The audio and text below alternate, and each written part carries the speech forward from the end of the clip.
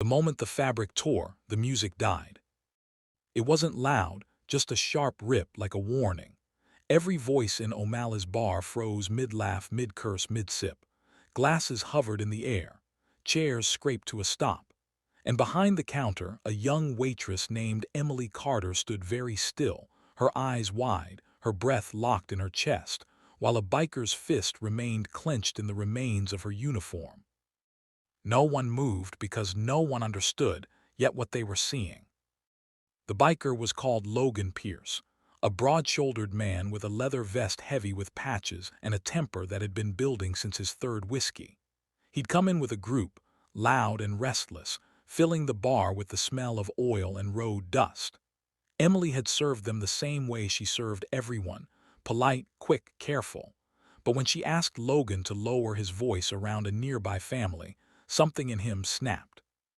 "You think you can tell me what to do?" He'd slurred, grabbing her sleeve when she tried to step away. Emily had pulled back instinctively. That was when the fabric tore. Gasps spread like a wave. Someone swore. Someone else shouted, "Hey!" But no one finished the sentence because what lay beneath the torn shirt stole the sound from the room. Emily's shoulder and upper chest were covered in scars. Not small ones, not faint ones. Thick, twisted lines, pale and uneven, crossing her skin like a brutal map. Burned scars, old ones. The kind that came from fire, not accident. And at the center of them, resting just above her heart, hung a small silver cross on a thin chain. Logan staggered back as if he'd been struck. "What the hell?" he muttered, his face draining of color. Emily didn't scream. She didn't cry. She simply reached up with shaking hands and pulled the torn fabric together, her fingers trembling as years of buried pain rushed back to the surface. For a moment, she looked very young, very tired. The bar was silent enough to hear the hum of the refrigerator. From the end of the counter, Daniel Brooks, the bar owner, stepped forward. Daniel was a former Marine, gray creeping into his beard, eyes sharp with a kind of calm that came from having seen worse. He took off his jacket and gently placed it around Emily's shoulders without a word. "Logan," Daniel said quietly, "you're done here." But Logan wasn't listening. His eyes were fixed on the scars, on the cross, on something only he seemed to recognize. His jaw worked as if he were trying to swallow a truth too big for his throat. "Those scars," he said hoarsely. "That fire sent Mary's children's home 10 years ago." Emily looked up slowly.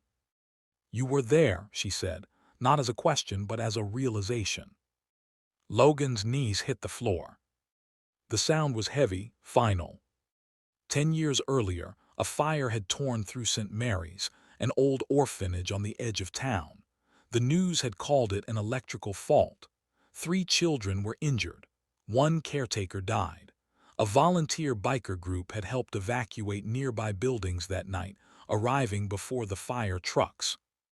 Logan had been one of them. "I pulled kids out," he whispered, his voice cracking. "I remember carrying a little girl. She was burned bad, wouldn't stop praying, kept asking God to save the others before saving her." Emily's eyes filled, but she didn't let the tears fall. "That little girl was me," she said. The room seemed to exhale all at once. Emily told them what came next, not dramatically, not for pity, but because the truth demanded air. She spoke of months in the hospital, of skin grafts and nightmares, of waking up screaming because she smelled smoke that wasn't there. She spoke of being adopted by a quiet Christian couple, Mark and Ruth Carter, who taught her that scars didn't mean broken, and that forgiveness was not the same as forgetting.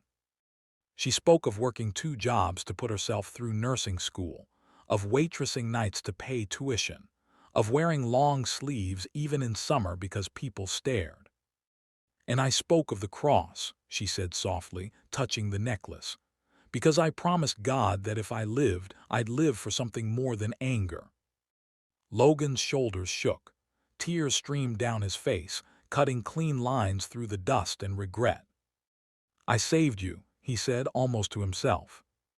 "Yes," Emily replied, "you did, And tonight, you almost became the reason someone else needed saving. The words hit harder than any punch. Daniel nodded to the bouncer, but Emily raised her hand. "Wait," she said. Logan looked up, shame written into every line of his face. "I'm not asking for mercy," he said quickly. "I'll leave. I'll turn myself in if you want.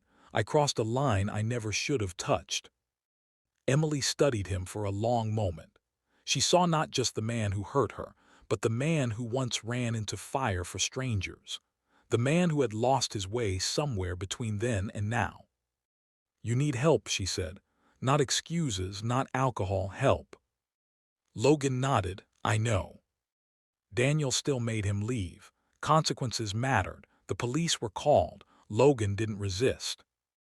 In the days that followed, the video spread online. Not the rip, Daniel made sure that footage never left, but the moment Logan fell to his knees. The moment Emily spoke.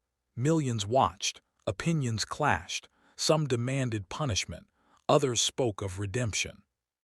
Emily went back to work after a week. She wore short sleeves for the first time. People stared, then they stopped staring. Logan entered rehab. He wrote Emily a letter, not asking forgiveness, but thanking her for reminding him who he used to be. Emily wrote back once, wishing him strength and honesty. 2 years later, Emily graduated as a registered nurse. Daniel and the entire bar staff sat in the front row. Mark and Ruth cried. Emily wore her cross openly. On her first day working in the burn unit, a frightened young boy asked her if scars ever go away. She smiled gently and said, "They don't always fade, but they can become proof that you survived." The night a biker ripped a waitress's shirt, a bar froze in shock. But what stayed frozen longer was the truth everyone saw that night. That pain can either harden us or wake us up. That forgiveness doesn't erase accountability.